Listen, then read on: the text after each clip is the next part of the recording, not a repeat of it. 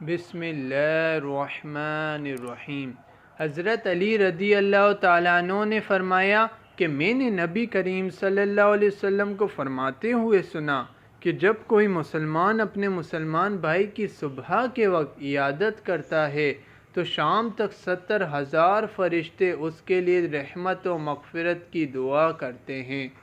اور جو شام کے وقت عیادت کرتا ہے اس کے لیے 70,000 فرشتے صبح تک دعائے مغفرت کرتے ہیں، اور اس کے لیے جنت میں ایک باغ ہے۔ حضرت انس رضی اللہ تعالیٰ عنہ نے کہا کہ رسول اللہ صلی اللہ علیہ وسلم نے فرمایا کہ جس نے اچھا وضو کیا اور محض ثواب حاصل کرنے کی غرض سے اپنے مسلمان بھائی کی عیادت کی تو اس کو 60 برس کی مسافت کے فاصلے پر دوزخ سے دور کر دیا جاتا ہے۔ حضرت ابو ہریرہ رضی اللہ تعالیٰ عنہ نے کہا کہ رسول کریم صلی اللہ علیہ وسلم نے فرمایا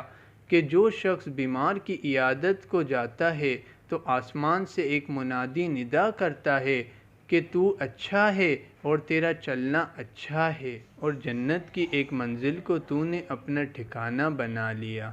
حضرت جابر رضی اللہ تعالیٰ عنہ نے کہا کہ حضور صلی اللہ علیہ وسلم نے فرمایا کہ جو شخص مریض کی عیادت کو جاتا ہے تو وہ رحمت کے دریا میں غوطہ زن رہتا ہے جب تک کہ بیٹھ نہیں جاتا، اور جب بیٹھ جاتا ہے تو غریق دریائے رحمت ہو جاتا ہے۔ حضرت ابو سعید خدری رضی اللہ تعالیٰ عنہ نے کہا کہ رسول کریم صلی اللہ علیہ وسلم نے فرمایا کہ جب تم بیمار کی مزاج پرسی کو جاؤ تو موت کے بارے میں اس کا رنج و غم دور کرو، اگرچہ اس سے اس کی موت کا وقت نہیں ٹل سکتا لیکن اس کا دل خوش ہو جائے گا۔ حضرت سعید بن مسیب رضی اللہ تعالیٰ عنہ سے مرسلاً منقول ہے کہ حضور صلی اللہ علیہ وسلم نے فرمایا کہ بہترین عیادت یہ ہے کہ مزاج پرسی کے بعد فوراً اٹھ جائے۔ اللہ عز و جل سے دعا ہے جو کچھ سنا سیکھا اس پر عمل کرنے اور دوسروں تک پہنچانے کی توفیق عطا فرمائے، اور مریض کی عیادت کرنے اور سنت کے مطابق اپنی زندگی گزارنے کی توفیق عطا فرمائے، اور حضور پاک کے صدقے ہماری بے حساب مغفرت فرمائے، آمین۔